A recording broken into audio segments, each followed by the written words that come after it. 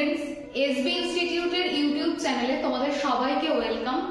আমি সুদেশনা বিশ্বাস। আজকে জিওগ্রাফির ফিজিওগ্রাফিক ডিভিশনের একটি পার্ট, যেটা হচ্ছে উপকূলীয় সমভূমি অঞ্চল এবং দ্বীপপুঞ্জ সমূহ অঞ্চল সম্পর্কে এই ভিডিওতে আমরা আলোচনা করব।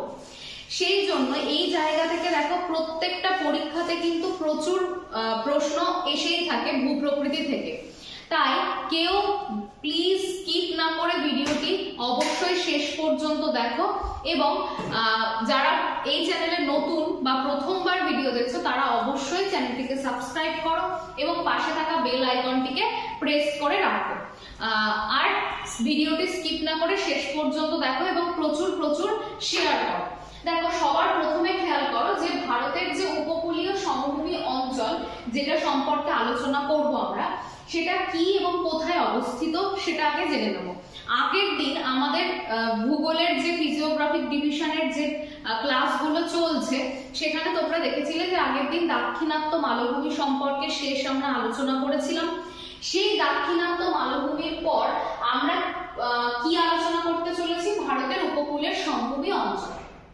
এখানে দেখো কি রয়েছে, যে ত্রিভুজাকৃতি এই দাক্ষিণাত্য মালভূমির পূর্ব প্রান্তে বঙ্গোপসাগর এবং পশ্চিম প্রান্তে রয়েছে আরব সাগর। তাহলে দেখো, পূর্ব প্রান্তে আমরা প্রত্যেকে জানি এখানে কি রয়েছে, এখানে রয়েছে বে অফ বেঙ্গল, আর এদিকে রয়েছে আরাবিয়ান সি।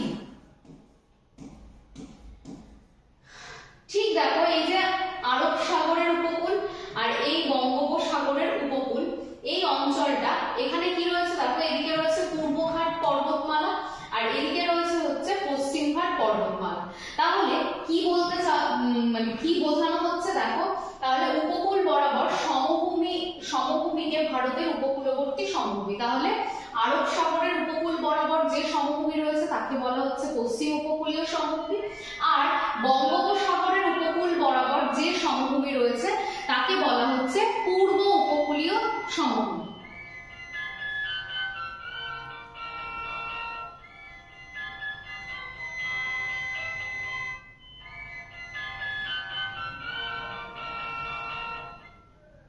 আরব সাগরের উপকূল বরাবর যে সমভূমি অঞ্চলটা অবস্থিত তাকে বলা হচ্ছে পশ্চিম উপকূলীয় সমভূমি। আর এটা ভারতের যেহেতু পূর্ব দিক, তার জন্য দেখো যে ভারতবর্ষের পূর্ব দিকে অর্থাৎ বঙ্গোপসাগরের দিকে যে উপকূলের সমভূমিটা রয়েছে সেটাকে বলা হচ্ছে পূর্ব উপকূলীয় সমভূমি। তাহলে এই উপকূলীয় সমভূমিটা দুটো ভাগে বিভক্ত, একটা পশ্চিম উপকূলীয় সমভূমি, একটা পূর্ব উপকূলীয় সমভূমি।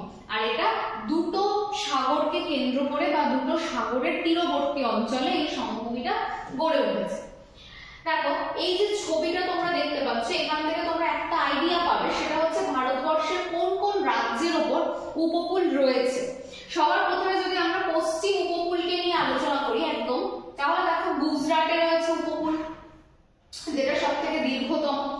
তাছাড়া দেখো রয়েছে মহারাষ্ট্র, গোয়া, তারপর দেখো কর্ণাটক, তারপরে রয়েছে কেরালা। এবং যদি পূর্ব উপকূলের কথা ভাবি, এখানে দেখো রয়েছে পশ্চিমবঙ্গ, তারপরে রয়েছে ওড়িশা, তারপরে রয়েছে অন্ধ্রপ্রদেশ, তারপরে রয়েছে তামিলনাড়ু। তাহলে এই জায়গাটা ভালো করে মনে রাখবে যে পশ্চিম উপকূলেও কিছু রাজ্য রয়েছে, যাদের মধ্যে গুজরাট হচ্ছে সব থেকে দীর্ঘতম সমস্ত উপকূলের মধ্যে। আর তিনটে, এগুলো তো গেল রাজ্য, এটা হচ্ছে 1 নম্বর গুজরাট, 2 নম্বর মহারাষ্ট্র, 3 নম্বর গোয়া, 4 কর্ণাটক, 5 কেরালা, 6 তামিলনাড়ু, 7 অন্ধ্রপ্রদেশ, 8 ওড়িশা, আর 9 হচ্ছে ওয়েস্ট বেঙ্গল। তাহলে এই এতগুলো উপকূল তো রয়েছে, এগুলো প্রত্যেকটাই হচ্ছে রাজ্য। এবার কথা হচ্ছে যে তিনটে কেন্দ্রশাসিত অঞ্চলের সঙ্গেও ভারত কিন্তু উপকূল বা উপকূলের সীমানা ভাগ করে নিচ্ছে। কি কি সেগুলো? তাদের মধ্যে একটা তো রয়েছে আন্দামান নিকোবর দ্বীপপুঞ্জ, প্রত্যেকেই জানো। তার সঙ্গে দেখো রয়েছে কি লাক্ষাদ্বীপ, এবং তার সাথে রয়েছে দমনদ্বীপ। আর আরব সাগরের উপকূলে লাক্ষাদ্বীপ এবং বঙ্গোপসাগরের উপকূলে রয়েছে আন্দামান নিকোবর দ্বীপপুঞ্জ। এছাড়াও কিন্তু দমনদ্বীপ রয়েছে। তাহলে এগুলো মাথায় রাখতে হবে যে আরো বিভিন্ন জায়গার সাথেও কিন্তু আরো একটা কথা, সেটা হচ্ছে পুদুচেরি। এই জায়গাগুলো প্রত্যেকটাই কিন্তু কি করে করে নিচ্ছে, সীমানা ভাগ করে নিচ্ছে। তাহলে ভারতবর্ষের যদি বলা হয় সব থেকে দীর্ঘতম উপকূল কোথায় রয়েছে, তাহলে সেটা হবে কোন রাজ্যের সঙ্গে রয়েছে, গুজরাট। যদি বলে ভারতবর্ষের কেন্দ্রশাসিত অঞ্চলগুলোর মধ্যে কার সঙ্গে দীর্ঘতম উপকূল রয়েছে, তাহলে সেটা হয়ে যাবে আন্দামান ও নিকোবর দ্বীপপুঞ্জ। দেখো ভারতের যে দুটো সমভূমি অঞ্চল, উপকূলীয় সমভূমি অঞ্চল, সেই দুটোরই ছবি এখানে রয়েছে। দেখো ভারতের উপকূলের যে সমভূমি অঞ্চল, টোটাল যে উপকূলের দৈর্ঘ্য সেটা কত, ৭৫১৬.৬ কিলোমিটার। তাহলে ৭৫১৬.৬ কিলোমিটার হচ্ছে ভারতবর্ষের পুরো উপকূলের দৈর্ঘ্য। এবং দেখো এখানে দুটো প্রশ্ন আসে যে মেইনল্যান্ড মানে ভারতবর্ষের আন্দামান নিকোবর দ্বীপপুঞ্জ এবং লাক্ষাদ্বীপ বাদে মেইনল্যান্ডের সঙ্গে ভারত কতটা বাউন্ডারি শেয়ার করছে, তাহলে সেটা হয়ে যাচ্ছে ৫৪২২.৬ কিলোমিটার। তাহলে এটাও মনে রাখবে যে যদি বলা হয় মেইনল্যান্ডের সঙ্গে অর্থাৎ ভারতের যেটা মূল ভূখণ্ড তার সঙ্গে উপকূলের সীমানা কত, ৫৪২২.৬ কিলোমিটার। আর বাইরে দেখো যেটা দ্বীপপুঞ্জ রয়েছে সেখানে কত কিলোমিটার রয়েছে, সেটা রয়েছে ২০৯৪ কিলোমিটার হচ্ছে সেটার দৈর্ঘ্য। টোটাল যদি বলে ৭৫১৬.৬ কিলোমিটার হচ্ছে ভারতের পুরো উপকূলের দৈর্ঘ্য। এবার আমরা একটা একটা করে দেখে নিই উপকূলগুলোর কোনটাকে কি বলা হচ্ছে কি না। দেখো গুজরাটে যেটা রয়েছে, গুজরাটে রয়েছে গুজরাট সমভূমি, যেটা কাথিয়াবার সমভূমি নামেও পরিচিত। তারপর দেখো মহারাষ্ট্র এবং গোয়া, এই যে উপকূলটা এটার নাম হচ্ছে কি কোঙ্কণ উপকূল, মহারাষ্ট্র এবং গোয়া নিয়ে গড়ে উঠছে। এরপর দেখো এখানে রয়েছে কর্ণাটক উপকূল, এটার নাম হচ্ছে কর্ণাটকা প্লেন বা কর্ণাটকা উপকূল। এরপর রয়েছে কেরালা, সেটা হচ্ছে মালাবার উপকূল।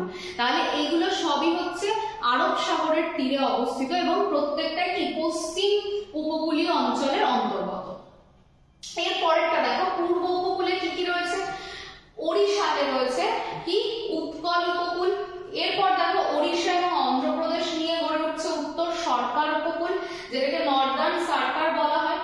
আর যদি আমরা দেখি এখানে কিছুটা অন্ধ্রপ্রদেশ এবং তামিলনাড়ু, সেটা হচ্ছে করমণ্ডল উপকূল। তাহলে অন্ধ্রপ্রদেশ এবং তামিলনাড়ুকে নিয়ে গড়ে উঠেছে করমণ্ডল উপকূল। তাহলে এই কটা তোমরা অবশ্যই মাথায় রাখবে যে পশ্চিম উপকূল এবং পূর্ব উপকূল দুটো কিন্তু এইরকম ভাবেও কিন্তু বিভক্ত, পশ্চিম এবং পূর্ব দুটো উপকূল।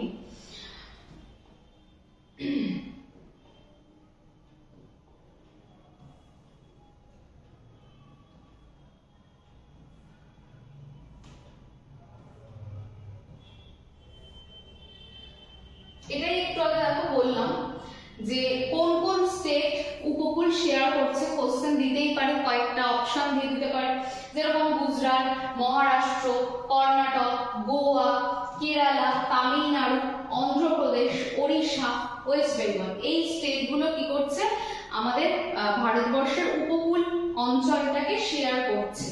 তাহলে এটা কিন্তু একটুখানি দেখে রাখবে যাতে পরীক্ষাতে ঠিকঠাক ভাবে আসলে উত্তর দিতে পারো। আচ্ছা এবার দেখো পশ্চিম উপকূলীয় সমভূমির মধ্যে আমাদেরকে কিছু জায়গা পড়তে হবে।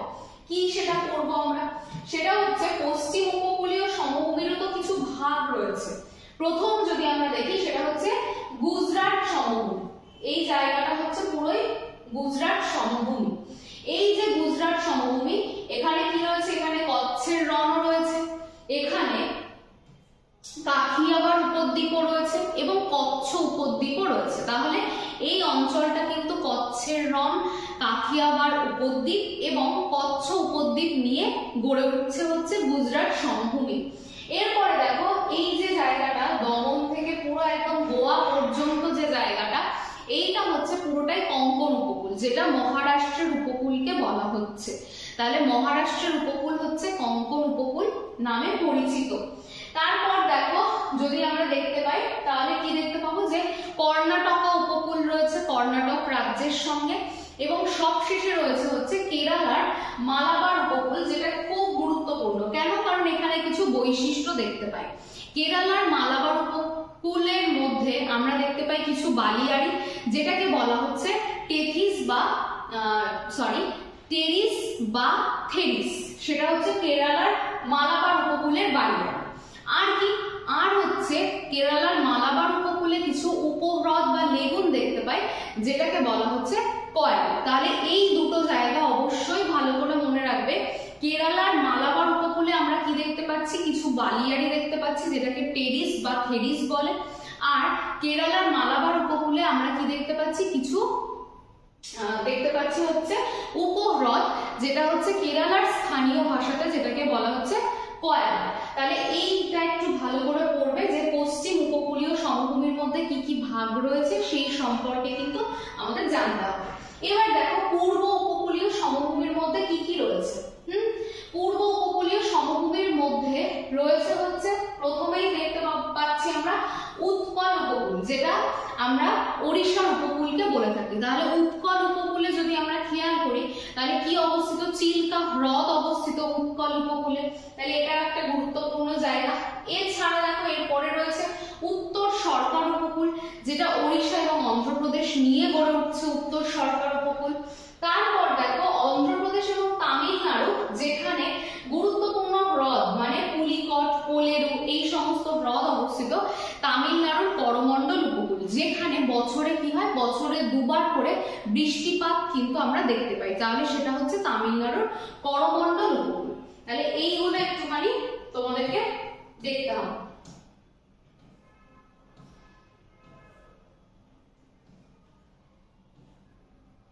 এখানে একটুখানি লোকেশনটা দেখো, সেটা হচ্ছে পুলিকট, আর এই যে এটা হচ্ছে কোলেরু। এটা হচ্ছে পূর্ব উপকূলে অবস্থিত। চিল্কাও তো রয়েছে, এই যে এখানে রয়েছে হচ্ছে চিল্কা, এখানে কোলেরু, আর এখানে পুলিকট। তাহলে এই জায়গাগুলো কিন্তু তোমাদের একই সাথে পড়তে হবে যে কোন উপকূলকে কি বলা হচ্ছে আর কোন উপকূলে কোন হ্রদ অবস্থিত। এবার দেখো কিছু ইম্পর্টেন্ট জায়গা শর্টের জন্য, সেটা কি, যে কচ্ছের রণ থেকে পুরো কন্যাকুমারী পর্যন্ত এটা বিস্তৃত ভারতের উপকূল।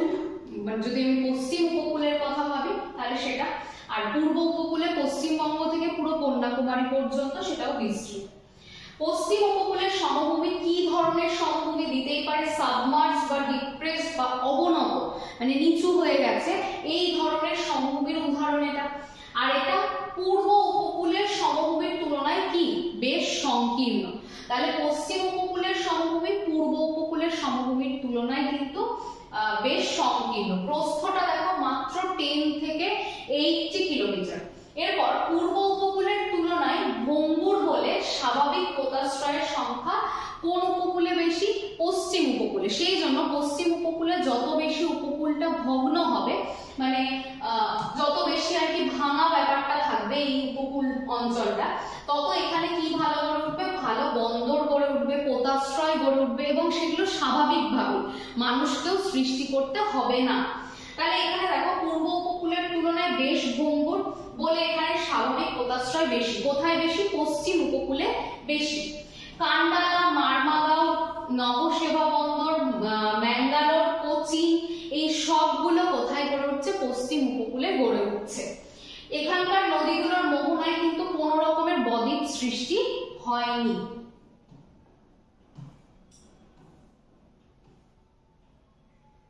দেখো এবার কিছু গুরুত্বপূর্ণ আলোচনাও রয়েছে, সেটা কি, প্রথমে দেখো গুজরাটের উপকূলীয় সমভূমি। দেখো পুরো প্রায় সমগ্র গুজরাটে এটা অবস্থিত।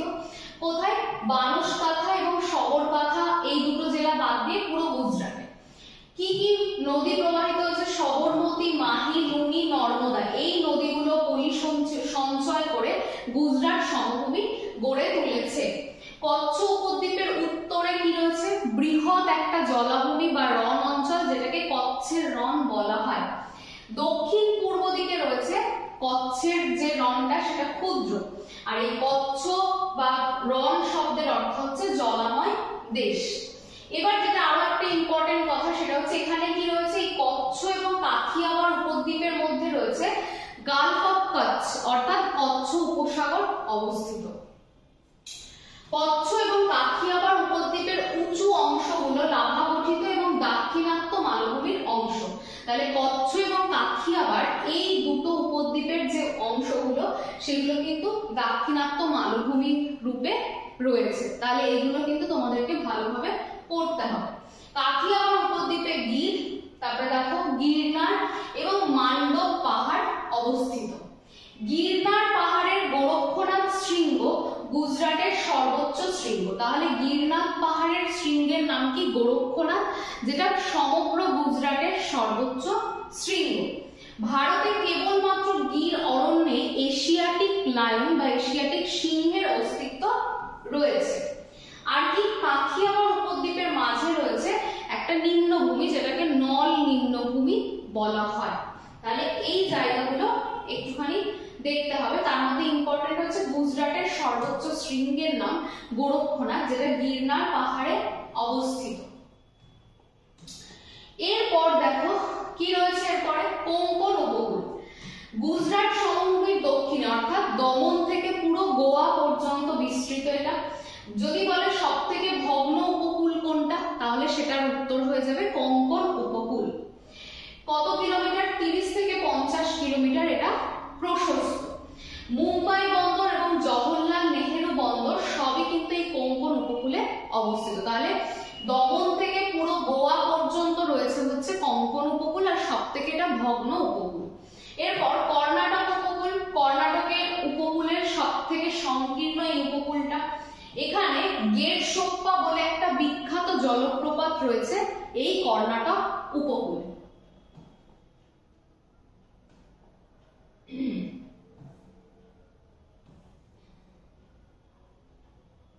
তারপর দেখো কি রয়েছে, মালাবার উপকূল। মালাবার উপকূলে কি কোন রাজ্যে অবস্থিত? কেরালে অবস্থিত। একটু আগে বললাম মালাবার উপকূলে অসংখ্য লেগুন এবং ব্যাক ওয়াটার দেখতে পাওয়া যায়, কিন্তু একে কি বলা হয় স্থানীয় ভাষায়? কয়াল বলে। আর এখানে কিছু দেখতে পাই আমরা টেরিস, যেটা হচ্ছে বালিয়াড়, মালাবার উপকূলেই দেখা যায়। কিছু গুরুত্বপূর্ণ কয়াল রয়েছে, তাদের মধ্যে অষ্টমুদি, কয়ামকুলাম, ভেম্বানাথ। ভেম্বানাথ হচ্ছে ভারতের বৃহত্তম কয়াল, এগুলো বিখ্যাত। ভেম্বানাথ কয়াল ভারতের দীর্ঘতম হ্রদ এবং কেরালার বৃহত্তম কয়াল হচ্ছে এই ভেম্বানাথ। এটা একটা রামসার সাইট। মালাবার উপকূলের বালিতে মোনাজাইট বলে একটা বালি রয়েছে বা উপাদান রয়েছে, যেখান থেকে আমরা থোরিয়াম নামক খনিজ পদার্থ পেয়ে থাকি। তাহলে এটাও কিন্তু মালাবার উপকূলের একটা গুরুত্বপূর্ণ বৈশিষ্ট্য। এবার দেখো পূর্ব উপকূল। পূর্ব উপকূলের সমভূমি কি ধরনের? প্রথমে বললাম পশ্চিম উপকূল অবনত বা নিচু, সেটা দেখো পূর্ব উপকূল কন্যাকুমারিকা থেকে পুরো পশ্চিমবঙ্গ পর্যন্ত বিস্তৃত। এটা আপলিফটেড বা ইমার্জড প্লেন, অর্থাৎ এটা হচ্ছে উঁচু প্রকৃতির একটা সমভূমি বা উন্নত। পশ্চিম উপকূলের সমভূমির তুলনায় এই সমভূমিটা অনেকটা বেশি চওড়া বা প্রশস্ত। এখানকার নদীর মোহনায় কিন্তু বদ্বীপ দেখা যায়, যেটা পশ্চিম উপকূলে নদীর মোহনাগুলোতে বদ্বীপ দেখা যায় না, কারণ ঢালটা ভীষণভাবে খাড়া হয়। উপকূল ভগ্ন না হওয়ায় স্বাভাবিক বন্দরের সংখ্যাটা কিন্তু বেশ কম। তাহলে উপকূলটা পূর্ব দিকে কেমন? খুব একটা ভগ্ন নয়, সেই জন্য এখানে স্বাভাবিক বন্দরের সংখ্যা পশ্চিম উপকূলের তুলনায় যথেষ্ট কম দেখতে পাই। এর মধ্যে দেখি আমরা প্রথমে কি ভাগ রয়েছে, করমণ্ডল উপকূল। কোন স্টেটে অবস্থিত? তামিলনাড়ুর উপকূলকে আমরা বলে থাকি করমণ্ডল উপকূল। এটা পুলিকট হ্রদ থেকে পুরো কন্যাকুমারী পর্যন্ত বিস্তৃত। আর পুলিকট হ্রদ হচ্ছে ভারতের দ্বিতীয় বৃহত্তম উপহ্রদ বা লেগুনের মধ্যে পড়ে। তাহলে এটাও ভালো করে মনে রাখবে। পুলিকট হ্রদ কোন উপকূলের অন্তর্গত? তখন উত্তর দিতে হবে করমণ্ডল উপকূলের অন্তর্গত। বছরে যেহেতু করমণ্ডল উপকূলে দুবার বৃষ্টিপাত হয়, সেই জন্য কাবেরী বদ্বীপ অঞ্চলে প্রচুর শস্য উৎপাদন হয়। তাই এখানে এই উপকূলে অবস্থিত একটা জায়গা, সেটার নাম হচ্ছে থাঞ্জাভুর। সেখানে কিন্তু সেই জায়গাটাকে বলা হচ্ছে বা জেলাটাকে দক্ষিণ ভারতের শস্য ভান্ডার, অর্থাৎ গ্র্যানারি অফ সাউথ ইন্ডিয়া। কোশ্চেন অনেকভাবে আসতে পারে, মানে অপশন অনেকভাবে আসতে পারে। বলতে পারে যে গ্র্যানারি অফ সাউথ ইন্ডিয়া কাকে বলা হয়, সেটা বলতে পারে। তখন অপশনে কাবেরী নদীর বদ্বীপ থাকতে পারে, সেটাও রাইট হবে। যদি অপশনে কোনো কারণে থাকে থাঞ্জাভুর, সেটাও রাইট হবে। আর যদি বলা হয় কোন উপকূলে দেখতে পাওয়া যায়, সেটা করমণ্ডল উপকূল হবে। এরপর দেখো অন্ধ্র উপকূল, সেটা কি পুলিকট হ্রদ থেকে ওড়িশা উপকূল পর্যন্ত বিস্তৃত। তাহলে অন্ধ্র উপকূল কোথা থেকে? অন্ধ্র উপকূল পুলিকট হ্রদ থেকে ওড়িশা উপকূল পর্যন্ত বিস্তৃত। গোদাবরী কৃষ্ণা নদী একত্রে একটি বদ্বীপ গঠন করেছে। তাহলে এই অন্ধ্র উপকূলে গোদাবরী এবং তার সাথে কৃষ্ণা নদী, এই দুটো একত্রে একটা কি তৈরি করেছে? বদ্বীপ। কৃষ্ণা এবং গোদাবরী নদীর মাঝে কোলেরও অবস্থিত। খুব দেয় গোদাবরী এবং কৃষ্ণার মাঝে কোন হ্রদ রয়েছে, তখন মনে রাখতে হবে কোলেরও হ্রদ রয়েছে। কৃষ্ণা গোদাবরী বেসিনে খনিজ তেলের বিশাল ভান্ডার। তাহলে কৃষ্ণা এবং গোদাবরী বেসিন কেন বিখ্যাত? সেটা হচ্ছে খনিজ তেলের ভান্ডারের জন্য বিখ্যাত। বিশাখাপত্তনম, মাছলিপত্তনম হলো এই উপকূলের প্রধান বন্দর। তাহলে অন্ধ্র উপকূলের বন্দর যদি বলা হয়, তাহলে বিশাখাপত্তনম আর মাছলিপত্তনম হচ্ছে প্রধান বন্দর।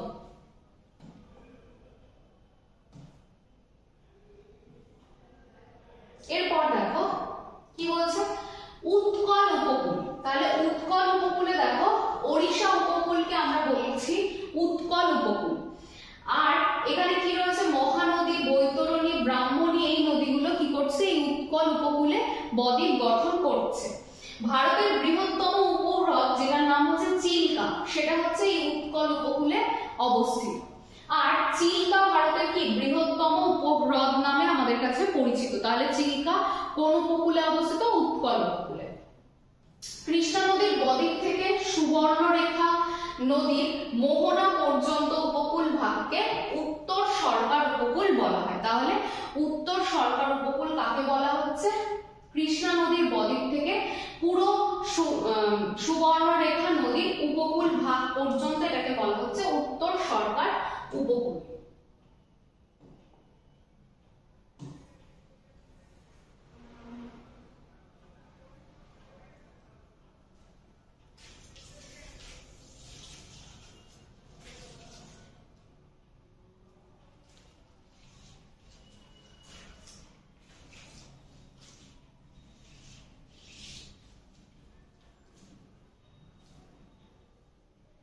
উত্তর সরকার উপকূল। তাহলে আজকের এই ক্লাসটি আমি খুব বেশি দীর্ঘায়িত করছি না, কারণ দীর্ঘায়িত করলে তোমাদেরই অনেক রকমের প্রবলেম হয় অনেকটা সময় ধরে দেখতে। সেই জন্য ভারতের যে দ্বীপ অঞ্চল সমূহ, সেটা সম্পর্কে আমরা পরবর্তী ভিডিওতে বা পরবর্তী ক্লাসে আমরা আলোচনা করব। এবং এই যেটুকু পড়ানো হলো, অর্থাৎ ভারতের উপকূলীয় সমভূমি, সেখান থেকে যদি তোমাদের কোনো প্রশ্ন থাকে তোমরা কমেন্ট সেকশনে অবশ্যই জানাও। সবার কাছে রিকোয়েস্ট থাকবে যে ভিডিওটা স্কিপ না করে শেষ পর্যন্ত দেখো, কারণ প্রচুর ইনফরমেশন প্রত্যেক লাইনে লাইনে রয়েছে। আর যারা এসবি ইনস্টিটিউটে ভর্তি হতে চাইছো, তারা অবশ্যই 9083644276 এই নাম্বারে ফোন করে তোমরা নিজেদের নাম নথিভুক্ত করতেই পারো, কারণ সামনে কিন্তু WBP, KP এরকম প্রচুর পরীক্ষার ভ্যাকান্সি রিলিজ হচ্ছে। তাহলে সেই জন্য অপেক্ষা না করে যত দ্রুত সম্ভব তোমরা ভর্তি হও এবং প্রস্তুতিটাকে আরো সুন্দর করে গড়ে তোলো। তাহলে দেখা হচ্ছে পরবর্তী কোনো ভিডিওতে। অবশ্যই ভিডিও ভালো লাগলে লাইক, শেয়ার, কমেন্ট করতে ভুলো না। আর যারা প্রথম দেখছো তারা চ্যানেলটিকে সাবস্ক্রাইব করে দেখো। সবাইকে ধন্যবাদ। সবাই সুস্থ থেকো এবং ভালো থেকো।